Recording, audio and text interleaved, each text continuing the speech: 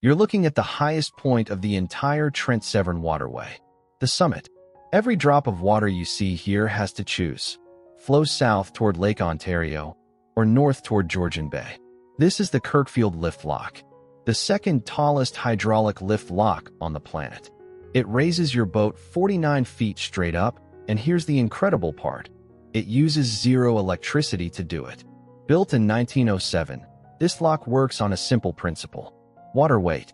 The upper chamber holds slightly more water than the lower one. When the gates open, gravity does all the work. The heavier chamber sinks, and yours rises. 2,000 tons of water, perfectly balanced.